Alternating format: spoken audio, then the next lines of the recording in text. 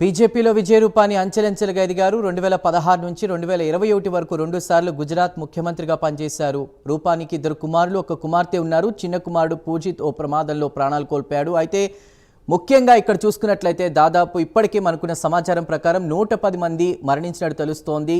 ఈ ప్రమాదంలో అందులో చిన్నపిల్లలు, పెద్దవాళ్ళు కూడా ఉన్నారు. ముఖ్యంగా దీనికి సంబంధించి కూడా ఢిల్లీ నుంచి అహ్మదాబాద్కు చేరుకున్నటువంటి విమానం 1:38 టేకాఫ్ అయింది. టేకాఫ్ అయిన 2 నిమిషాల ప్రాంతంలోనే మళ్ళీ ప్రమాదం చోటు చేసుకుంది. అక్కడ ఉన్నటువంటి అహ్మదాబాద్ ఎయిర్పోర్ట్కి దగ్గరలో ఉన్నటువంటి మెడికల్ కాలేజ్పై పడ్డంతో కూడా భోజనం చేస్తున్న మెడికల్ పీజీ విద్యార్థులు 20 మంది వరకు కూడా మృత్యువాత పడ్డట్టు తెలుస్తోంది. ఇక ఓవరాల్గా చనిపోయిన వాళ్ళ లిస్ట్ ఒకసారి చూసుకుంటే కనుక 1 కెనడియన్, 7 పోర్చుగల్ వాసులు ఉన్నారు. విమానంలో 2 శిశువులు సహా 13 మంది చిన్నారులు ఉన్నట్టు తెలుస్తోంది. ఓవరాల్గా ఇప్పటికున్న సమాచారం ప్రకారం 110 మంది మాత్రం చనిపోయినట్టు తెలుస్తోంది. ఇంకా సహాయక చర్యలు కొనసాగుతున్నాయి. రైట్, ఇక ఇన్సిడెంట్కి సంబంధించి మరిన్ని డీటెయిల్స్ అందించడానికి మా అసోసియేట్ ఎడిటర్ రాజు సిద్ధంగా ఉన్నారు. రాజు, ఘోర విమాన ప్రమాదం ఈ మధ్యకాలంలో జరిగిన అత్యంత ఘోరమైనటువంటి ప్రమాదంగా మనం చెప్పుకోవచ్చు. అయితే ప్రస్తుతం అక్కడ సహాయక చర్యలు ఎలా కొనసాగుతున్నాయి, లిస్ట్ ఏమైనా వచ్చిందా? మనకున్న సమాచారం ప్రకారం 110 మంది మృత్యువాత పడ్డారు తెలుస్తుంది. అప్డేట్స్ ఏంటి? రైట్ చందు, మొత్తానికి అహ్మదాబాద్ నుంచి లండన్ వెళ్తూ ఉన్నటువంటి ఎయిర్ ఇండియాకి సంబంధించినటువంటి విమానం కూలిపోయినటువంటి ఘటనకు సంబంధించి ఇప్పుడు యావత్ ప్రపంచంతో కూడా తీవ్ర దిగ్భ్రాంతి వ్యక్తం చేస్తుంది. ఇప్పటికే దీని మీద తీవ్ర స్థాయిలో అందరూ కూడా దిగ్భ్రాంతి వ్యక్తం చేస్తున్నటువంటి పరిస్థితి. అయితే ఇప్పటి వరకు ఉన్నటువంటి సమాచారం వరకు, అంటే ఇది కూడా అధికారిక సమాచారం కాదు, 110 మంది వరకు కూడా చనిపోయారు అని చెప్పేసి చెబుతూ ఉన్నటువంటి సిచ్యువేషన్.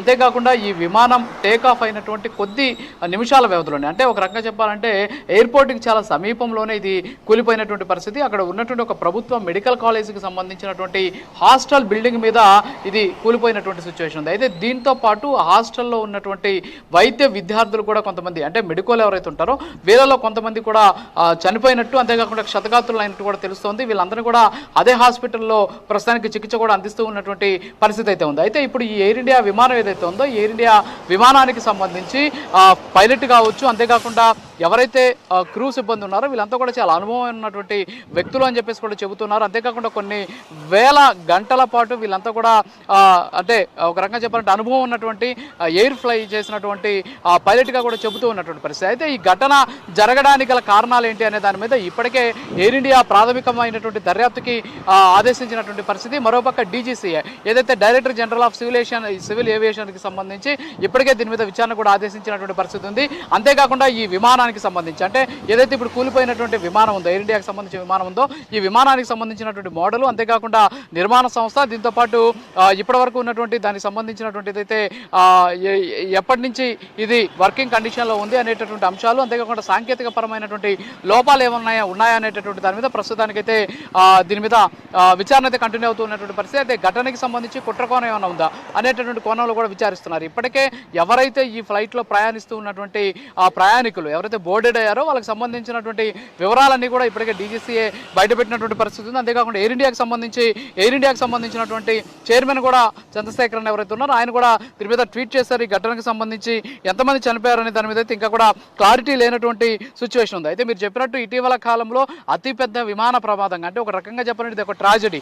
ఎందుకంటే విమానం కూలిపోవడం అనేది వేరు, జనావాసాల మధ్యలో కూలిపోవడం, అది కూడా ఒక మెడికల్ కాలేజీకి సంబంధించినటువంటి హాస్టల్ భవనం మీద కూలిపోవడంతో ఇక్కడ ప్రమాద తీవ్రత మరింత పెరిగినటువంటి పరిస్థితి అయితే కనిపిస్తుంది. సో ఓవరాల్గా మనం చూస్తే ఇప్పుడు ఈ సంఘటనకి సంబంధించి గల కారణాల మీదే అందరి దృష్టి కూడా కనిపిస్తూ ఉన్నటువంటి పరిస్థితి. ఎందుకంటే ఇది ఎలా జరిగింది, ఈ ఫ్లైట్ ఇన్సిడెంట్ ఎలా జరిగింది, ఎందుకు ఇలా జరగాల్సి వచ్చింది అనేటటువంటి అనే దాని మీద అయితే ప్రస్తుతానికి సర్వత్రా చర్చ అయితే కంటిన్యూ అవుతూ ఉన్నటువంటి పరిస్థితి. అంతేకాకుండా దీని మీద పూర్తి స్థాయి విచారణ జరపాలనేటటువంటి ఆందోళన కూడా వ్యక్తమవుతూ ఉన్నటువంటి పరిస్థితి అయితే ఉంది. అయితే గతంలో మనం చూస్తే అనేక విమాన ప్రమాదాలు జరిగాయి. 1988లో జరిగినటువంటి ఒక విమాన ప్రమాదంలో ఇది వచ్చేసి 290 మంది అప్పట్లో చనిపోయారు. అంటే ఇతర దేశాల్లో జరిగినటువంటి ప్రమాదాలు ఇవి, కానీ భారతదేశంలో ఇంత పెద్ద ప్రమాదం జరగడం అనేది మాత్రం నిజంగా ఇదే తొలిసారి అని చెప్పేసి కూడా చెప్పవచ్చు. ఎందుకంటే ఇంత పెద్ద స్థాయిలో హ్యూమన్ లాస్ జరగడం అనేది నిజంగా ఇది చాలా పెద్ద ప్రమాదంగా కానీ తెలుస్తూ ఉన్నటువంటి పరిస్థితి. అయితే ఇక్కడ ఎవరైతే ఇందులో బోర్డెడ్ అయినటువంటి వాళ్ళ వివరాలు కానీ మనం కానీ చూస్తే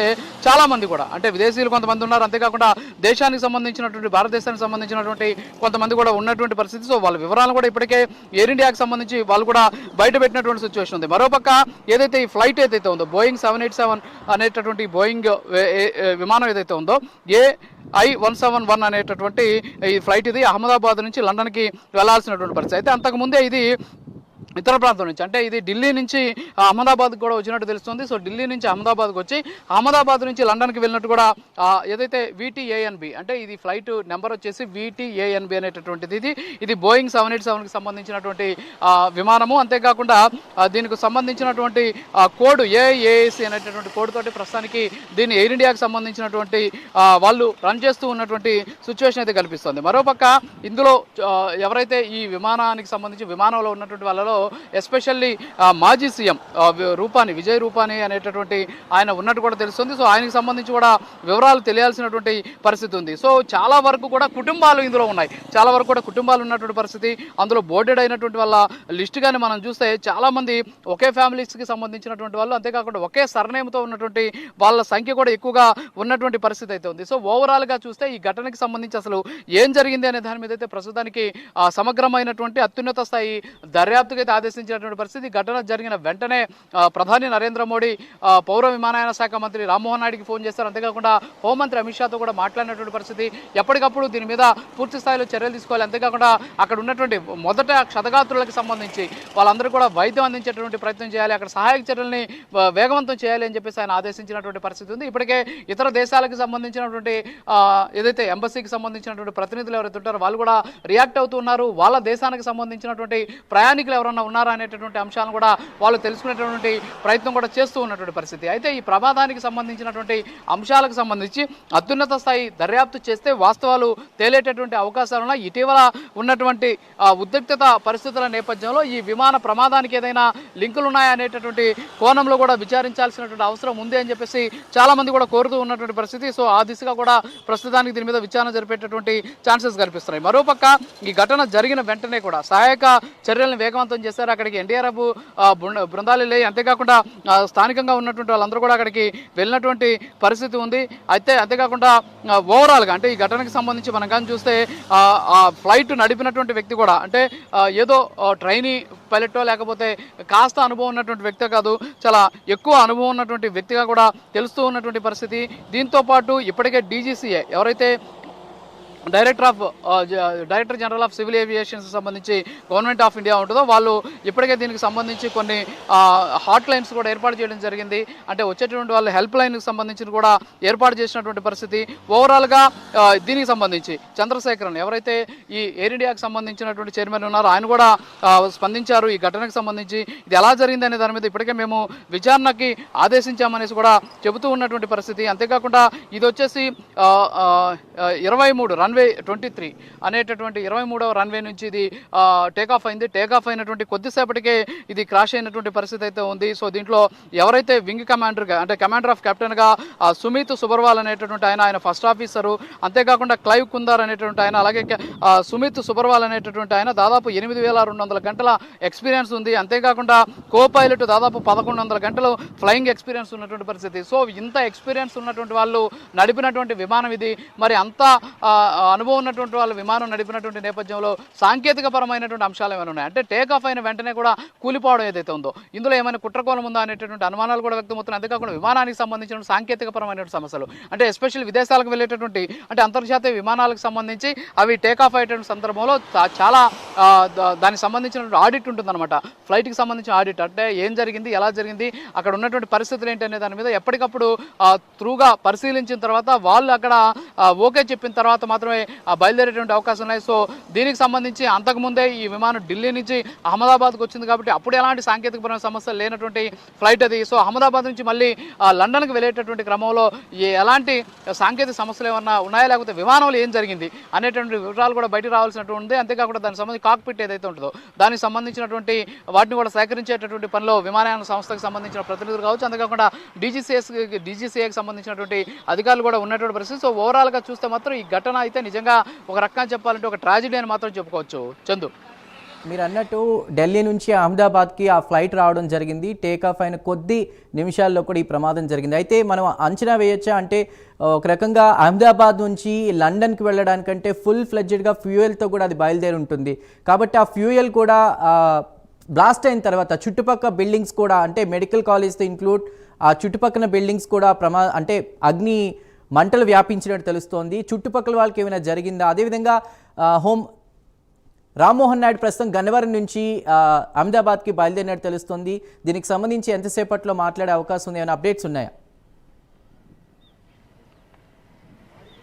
ఖచ్చితంగా. ఎందుకంటే ఇప్పుడు ఈ ఘటన జరిగిన వెంటనే అంటే ఎప్పుడైనా సరే విమానం ఒకవేళ క్రాష్ ల్యాండ్ అయితే ఖచ్చితంగా అందులో ఉన్నటువంటి ఫ్యూయల్ అనేది ఖచ్చితంగా మండుతుంది. దీంతో పాటు అక్కడ ఒక రకంగా చెప్పాలంటే పెద్ద మంట వచ్చేటటువంటి అవకాశం లేదు, బ్లాస్ట్ అయ్యేటటువంటి ఛాన్సెస్ కూడా ఉన్నాయి. అయితే ఇది ఎక్కడ ల్యాండ్ కాలేదు, ఇది వచ్చేసి ఒక హాస్టల్ బిల్డింగ్లోకి వెళ్ళి పడడం కారణంగా అంటే దాంట్లో మనం ఫొటోస్లో కూడా చూడొచ్చు. ముందు దానికి సంబంధించిన తోక భాగం కావచ్చు, ముందు ఉన్నటువంటి భాగం ఏదైతే ఉందో అది హాస్టల్ బిల్డింగ్లోకి దూసుకెళ్ళినటువంటి పరిస్థితి కనిపిస్తుంది. అంతేకాకుండా అక్కడ మిగతా భాగం పడిపోయినటువంటి నేపథ్యంలో అందులో పెద్ద ఎత్తున అందులో ఉన్నటువంటి ఫ్యూయల్ మండడంతో పెద్ద విస్ఫోటనంలాగా అక్కడ కనిపించింది. అయితే దీంతో పాటు పక్కనే ఉన్నటువంటి దాదాపు ఒక 2-3 బిల్డింగ్లకు కూడా ఈ మంటలు వ్యాపించినట్టు తెలుస్తుంది. వెంటనే అక్కడ ఉన్నటువంటి అగ్నిమాపక సిబ్బంది అంటే ఎందుకంటే ఇది అహ్మదాబాద్ సిటీకి సమీపంలో ఉండడం అంటే సిటీలోనే ఉన్నటువంటి నేపథ్యంలో వెంటనే రియాక్షన్ కూడా మొదలైనటువంటి పరిస్థితి. అంతేకాకుండా మెడికల్ కాలేజ్ దగ్గర యాక్సిడెంట్ జరగడంతో పక్కనే హాస్పిటల్ కూడా ఉండడంతో వెంటనే క్షతగాత్రులను అక్కడ తీసుకెళ్లే పరిస్థితి. అయితే ఇక్కడ 2 అంశాలు, ఒకటి వచ్చేసి విమానంలో ప్రయాణిస్తున్నటువంటి ప్రయాణికులకు సంబంధించినటువంటి వాళ్లకు జరిగినటువంటి నష్టం కావచ్చు, మరోపక్క ఈ హాస్టల్ బిల్డింగ్ మీద ఈ విమానం కూలడం వల్ల హాస్టల్లో ఉన్నటువంటి మెడికల్కి సంబంధించి వాళ్ళ పరిస్థితి ఏంటి, అక్కడ ఎంతమంది ఉన్నారు అనే వివరాలు కూడా కాస్త గందరగోళమైనటువంటి సిచ్యువేషన్ ఉంది. అంటే ఒక రకంగా చెప్పాలంటే ఒక ట్రాజడీ ఇన్సిడెంట్గా దీన్ని మనం భావించవచ్చు. మరోపక్క ఇందాక మీరు చెప్పారు ఏదైతే పౌర విమానయాన శాఖకు సంబంధించినటువంటి కేంద్ర మంత్రి రామ్మోహన్ నాయుడు కూడా ఆయన గన్నవరం నుంచి బయలుదేరారు. అంతేకాకుండా ఇవాళ రాష్ట్రానికి సంబంధించినటువంటి ఏడాది పాలనకు సంబంధించినటువంటి కార్యక్రమాన్ని కూడా ఆంధ్రప్రదేశ్ ముఖ్యమంత్రి రద్దు చేస్తున్నట్టు గత కొద్దిసేపటి కూడా ప్రకటించారు. మరి అందులో ఉన్నటువంటి రామ్మోహన్ నాయుడు కూడా ఇప్పుడే ఆయన గన్నవరం ఎయిర్పోర్ట్ నుంచి కూడా బయలుదేరినటువంటి పరిస్థితి ఉంది. ఆయన అక్కడికి వెళ్ళాలి. అలాగే ఇప్పటికే నరేంద్ర మోడీ వాళ్ళకి ఫోన్ చేసి ఇన్ పర్సన్గా అక్కడికి వెళ్ళి అక్కడ ఉన్నటువంటి పరిస్థితిని సమీక్షించండి అని చెప్పేసి అమిత్ షాకి అలాగే రామ్మోహన్ నాయుడికి ఆదేశాలు జారీ చేశారు. సో కాబట్టి రామ్మోహన్ నాయుడు అక్కడికి బయలుదేరారు. ఆయన ఒక గంటన్నర లోపల అహ్మదాబాద్కి చేరుకునే అవకాశంలో ఆయన చేరుకున్న లోపలే డీజీసీ అంటే డైరెక్టర్ జనరల్ ఆఫ్ సివిల్ ఏవియేషన్కి సంబంధించి వాళ్ళు ఒక నివేదికను సిద్ధం చేయాలి. ఎందుకంటే ప్రాథమిక నివేదిక అనేది చాలా ఇంపార్టెంట్. అసలు ఈ ఫ్లైట్ ఆపరేటర్స్ ఎవరు, ఆపరేట్ చేసేటటువంటి ఈ విమానం ఎక్కడ కొనుగోలు చేశారు, ఎక్కడ తయారు చేశారు, ఎన్ని గంటలు ఇప్పుడు అది ఫ్లయింగ్ టైం ఉంది, అంతేకాకుండా అందులో పనిచేసినటువంటి పైలట్ కావచ్చు, కో పైలట్ వీళ్ళిద్దరికి సంబంధించి ఎంత ఎక్స్పీరియన్స్ ఉంది, అంతేకాకుండా ఈ విమానానికి సంబంధించి అది ఏదైతే ఇప్పుడు కూలిపోయిన విమానం ఉందో దానికి గతంలో ఉన్నటువంటి ఇన్సిడెంట్స్ ఏమైనా ఉన్నాయా, అంటే గతంలో ఏమైనా దాంట్లో లోపాలు ఏమైనా కనిపించాయా, అంతేకాకుండా సాంకేతికపరమైన సమస్యలు ఏమైనా వచ్చాయా, వీటన్నిటి మీద కూడా ఒక ప్రాథమిక నివేదికను సిద్ధం చేసి అందించేటటువంటి పరిస్థితి అయితే ఉంది. అంతేకాకుండా దీంట్లో ప్రయాణించినటువంటి ప్రయాణికులకు సంబంధించిన వివరాలు కూడా చాలా ఇంపార్టెంట్. ఇక్కడ ఎవరు ప్రయాణించారు, ఎలా ప్రయాణించారు, అదే సందర్భంలో ఎవరైనా అనుమానాస్పదంగా ఒకవేళ కుట్రకోణం ఏమైనా ఉంది అనే ఆలోచిస్తే ఖచ్చితంగా ప్రయాణించినటువంటి ఆ ప్రయాణికులు ఎవరైతే ఉంటారో ప్రయాణికులకు సంబంధించినటువంటి వివరాలు కూడా చాలా ఇంపార్టెంట్. దీంతో పాటు ఆ ఎయిర్పోర్ట్లో ఎవరైనా సరే అనుమానాస్పదంగా ఈ విమానం ఎక్కేటువంటి సందర్భంలో అనుమానాస్పదంగా వ్యవహరించారా అనేటువంటి కోణంలో కూడా మరొక విచారణ చేసేటటువంటి అవకాశం ఉంది. సో ఓవరాల్గా చూస్తే అసలు ఈ ఘటన నిజంగా సాంకేతిక లోపంతో జరిగిందంటే టేక్ ఆఫ్ అయిన వెంటనే కూడా కూలిపోయేటటువంటి అవకాశాలు ఉండవు ఫ్లైట్కి. ఎందుకంటే అది వేరే ప్రాంతం నుంచి వచ్చినటువంటి ఫ్లైట్, అంటే ఢిల్లీ నుంచి అహ్మదాబాద్కి ఆల్రెడీ ఫ్లై అయ్యి వచ్చింది, ఇక్కడ నుంచి మళ్ళీ ప్రయాణికులు తీసుకుని బయలుదేరినటువంటి ఫ్లైట్ ఇది. సో కాబట్టి సాంకేతిక పరమైనటువంటి సమస్యలకు సంబంధించి ఎట్టి పరిస్థితుల్లో కూడా అక్కడ ఉన్నటువంటి క్రూ కావచ్చు, అంతేకాకుండా ఎవరైతే ఈ విమానానికి సంబంధించినటువంటి సాంకేతిక సిబ్బంది వాళ్ళు ఓకే చెప్పిన తర్వాత అంటే చెక్ చేసి ఓకే చెప్పిన తర్వాత మాత్రమే ఇది అక్కడి నుంచి బయలుదేరేటటువంటి పరిస్థితి ఉంది. సో ఇవన్నీ కూడా చూసుకున్న తర్వాత ముందు ప్రాథమిక నివేదిక సమర్పిస్తారు. ప్రాథమిక నివేదిక అనంతరం దీని మీద పూర్తి స్థాయి సమగ్రమైనటువంటి విచారణ వ్యక్తమవుతుంది. అయితే ఈ లోపల ఎవరైతే క్షతగాత్రులు ఉంటారో వాళ్ళకి మెరుగైనటువంటి వైద్యం అందించాలి. దీంతో పాటు ప్రయాణికులు ఎవరైతే ఉంటారో వాళ్ళకి సంబంధించిన వివరాలను కుటుంబ సభ్యులకు అందించాలి. దీనికోసం ఇప్పటికే హెల్ప్ లైన్స్ కూడా ఏర్పాటు చేసినటువంటి పరిస్థితి అయితే ఉంది. మరోపక్క మెడికోలు ఈ ఘటనలో మెడికోలు కూడా కొంతమంది చనిపోయినట్టు సమాచారం ఉంది. అది కూడా అధికారికంగా లేదు. ఇప్పటివరకు ఎంతమంది చనిపోయారని దాని మీద అధికారికంగా లేదు. ఫ్లైట్లో 242 మంది ప్రయాణికులు ఉన్నారు, 10 మంది క్రూ సిబ్బంది ఉన్నారు, మరొక 2 పైలట్ ఒకరు, కో పైలట్ ఒకరు, వీళ్ళు మాత్రమే ఉన్నారు. వీళ్ళు ఎంతమంది ఇప్పుడు క్షతగాత్రులు, ఎంతమంది ఘటనలో దుర్మరణం చెందారు అనే దాని మీద అయితే స్పష్టమైనటువంటి ఎలాంటి ఆధారాలు లేవు, అంతేకాకుండా ఎలాంటి ప్రకటన లేదు. అయితే సమాచారం ఎవరికి వాళ్ళు చెప్పుకున్న సమాచారం బట్టి చూస్తే 110 మంది వరకు చనిపోయారని చెప్తున్నా, దానికి కూడా సరైనటువంటి అంటే స్పష్టమైనటువంటి ఆధారాలు లేనటువంటి పరిస్థితి. సో అధికారికంగా ప్రకటిస్తే తప్ప వాస్తవాలు తెలిసేటటువంటి ఛాన్సెస్లో మరి కాసేపట్లో అయితే ఖచ్చితంగా రామ్మోహన్ నాయుడు అక్కడికి వెళ్ళిన తర్వాత దీనికి సంబంధించినటువంటి ప్రాథమిక స్థాయి నివేదిక అందిన తర్వాత ఇవాళ నైట్ లోపల ఖచ్చితంగా ఈ ఘటనకు సంబంధించినటువంటి కారణాలు ఏంటి అనేటటువంటి అంశాలన్నీ కూడా బయటపెట్టేటువంటి అవకాశాలు కనిపిస్తున్నాయి. Chandu. Right Raju, thank you.